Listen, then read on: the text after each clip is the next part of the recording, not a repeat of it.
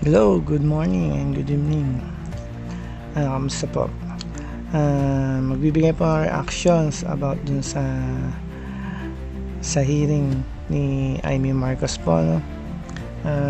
Disclaimer lang po, ito po ay sariling opinion ko lang at sariling reaction. Baka tayo ay ma-inciting to sedition. Ito po ay reaction lang po sa mga video. Nandito po yung isang video ni Amy Marcos na siya na nagnanarrative siya na about sa mga hearing sa kanyang ginawa at gagawin pa ulit na hearing. Panoodin po natin yung video niya. Yung ICC Chamber delivered its judgment 18 July 2023, pero inulit na naman ni Presidente Bongbong 24 November ng 2023 na simple lang ang isyung yan. Hindi naman siguro tama na ang tagalabas ang mag-iimbestiga dito sa atin. So yun ang nangyari, ano? Ngayon, saan sa tingin niyo yung ginagawa niya? Ito po ba ay para sa kanyang sarili lang? Ibig sabihin pa para sa benefit niya, para sa sarili niya lang, or para talaga sa bansa natin? Sa tingin niyo, guys? Gusto natin maintindihan yung konteksto ng mga pangyayari. At nung 15 December 2023, andyan na yung sulat kay VP Sara na the jurisdiction of the ICC over the Republic of the Philippines after the effectivity of our withdrawal is very much in question. Kasi tingnan niyo po, malapit na rin po kasi ang election po. Ano na ba? Sa May po, may may isang buwan pa na palugid para mga kampanya. So, sa tingin niyo, strategy lang ba ito ni Amy Marcos para sa pangkampanya niya? Pero sa akin lang ay parang propaganda lang niya to para publicity lang niya, para alam niyo magkaroon ng hati yung yung opinion ng ibang tao sa ginagawa niya. John, and I am certain that you and all of my cabinet will echo my views. Sabi rin niya, for the 100th time, I do not recognize the jurisdiction of the ICC in the Philippines. Noong 28... sorry po sa kinat ko lang, iniisip ko lang po, bakit di niya sinama yung president, sabi nga po ni Bongo, too late the hero na nga po, ngayon lang siya nagpa-Senate hearing, too late the hero na. Ibig sabihin po, huli na lahat para mag-Senate hearing dahil nandun na po yung ating former president na si Tatay Digong sa dahig. Kung gagawin niya po ito, sana, sabi nga po ni Attorney Panelo, sabi niya, kung talagang gusto maniwala daw si Panelo sa kanya, ay idemanda daw yung mga pulis na umaresto kay Tatay Digong at saka yung mga sangkot sa pag-arestong illegal arrest kay Tatay Digong na wala namang warrant of arrest na konkreto. Po, kaya nakakapagtaka lang po itong ginagawa ni Amy Marcos. Sabi po nila, hindi ako, sabi ng mga ibang politika na namamangka daw po siya sa dalawang ilog. Hindi po ako nagsabi niyan, yung pong ibang politiko po. January 2024, kauna-unahang maisog rally at binanatan ni former President ang ating Pangulo Bongbong. Noong 29 January, kick-off rally ng Bagong Pilipinas, pero kasabay din ang candlelight prayer rally ni Presidente Duterte. 30 January 2024, eto na yung unang hearing ko sa PI, People's Initiative, February 2 sa Davao, 13 dito na naman February sa Senado. And 20 February, si Pangulo ay nagsabi, Bakit bakit sa tingin niyo, bakit pa niya iniisa-isa yung mga ano, yung mga senaryo, ano po? Ano po, parang useless na po yung ano, useless na yung kanyang mga sinasabi. Napaka ano po, no? Parang kumbaga po ay senseless, no? Senseless. Wala na pong sense. Parang gano'n na po. Kasi una-una, bakit niya sasabihin pa yung mga nangyari?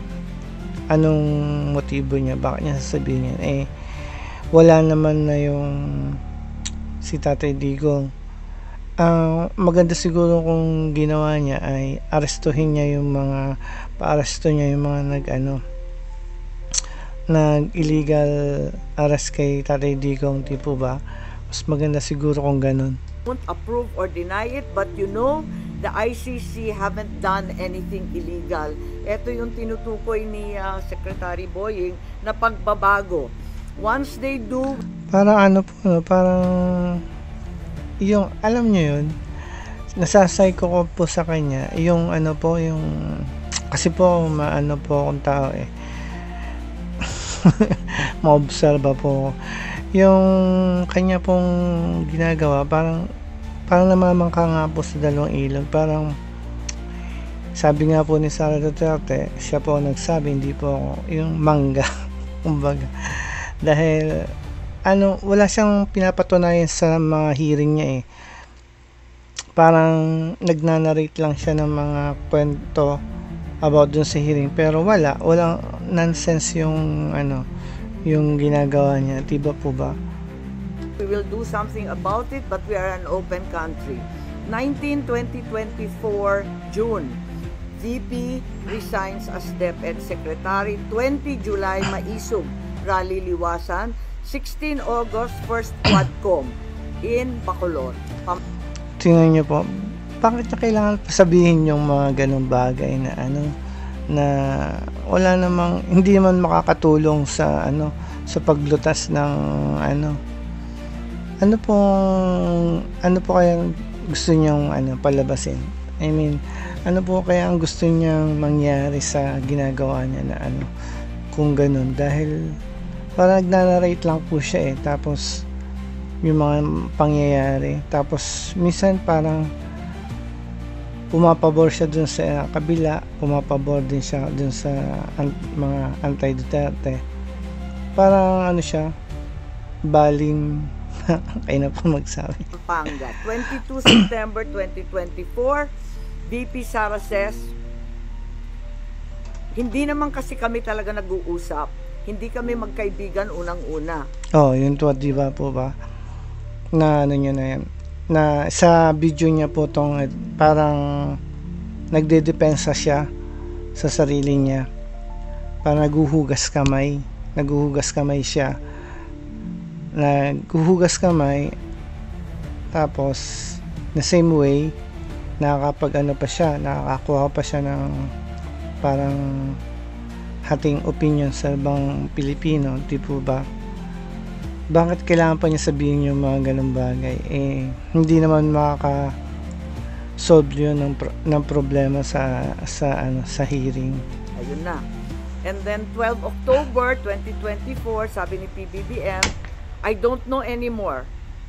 I'm a little dismayed to hear she doesn't think we are friends. 11 November 2024, nag-attend si former President Duterte ng 11th Quadcom hearing. 13 November 2024, E.S. Bersamin said local authorities would consider cooperating with the Interpol if the ICC seeks the intervention of the International Anti-Crime Body. 14 November 2024, nung nakaraang taon, ang sabi ng ating Pangulo, if that's the wish of Duterte, we will not block the ICC. We will not just cooperate. 28 November, first bicameral conference tungkol sa 2025 GAA. And the 2nd of December. Tataalam po ako guys, anong sense kaya po nung hearing niya? Ano pong motibo kaya niya? Parang nagnanarrate lang siya ng mga nangyayari, pero wala naman siya pinapatunayan o or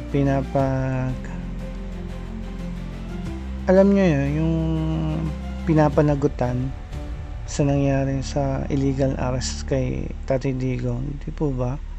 Nakakaano lang po, parang nakakawalang gana, parang show off lang, parang show lang siya, parang quadcom na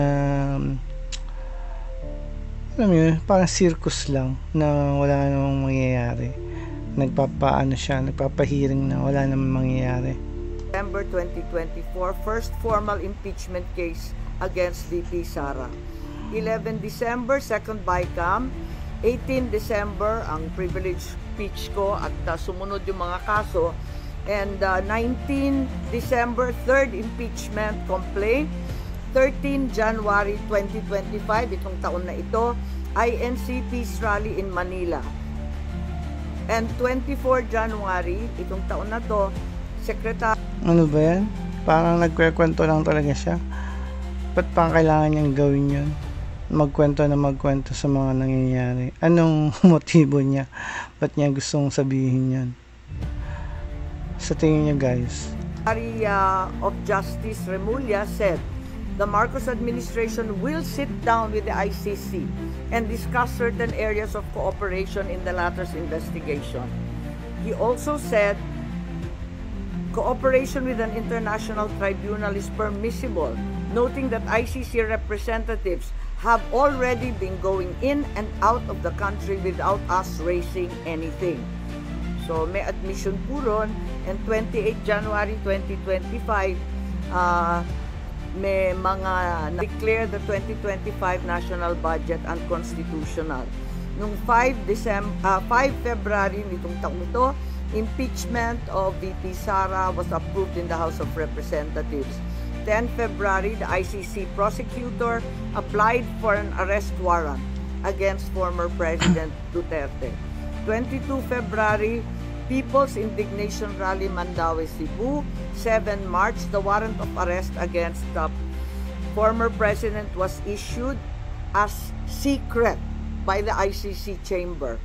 10 March, 2 PNP memos regarding the deployment of personnel and augmentation of PNP personnel to PRO 11. Yun nga po, no? Parang pong nagkakwento lang po siya. Kung maganda sana kung ano siya kung pinanagutan niya yung mga nag-aresto, maniniwala pa po ako sa kanya na na ganon, na concerned po siya sa nangyari. At alam naman natin na kapatid niya si President Bongbong Marcos. Kaya blood is thicker than water, di po ba?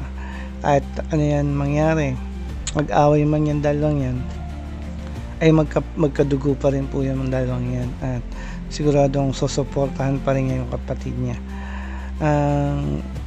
Ano ko lang po sa kanya, nababasa ko lang po sa kanya yung parang playing safe po siya, at playing safe siya para sa kanyang pagtakbo sa politika, at playing safe din po siya para depensahan yung kanyang kapatid. Yun po yung aking na-observe sa kanya. Kaya sabi ni Bongo ay tama nga po yung sabi ni Bongo na too late the hero, kasi yung hero natin ay nasa dahig pa. Pero wag po tayo mag-alala, siguradong makakauwi po yun.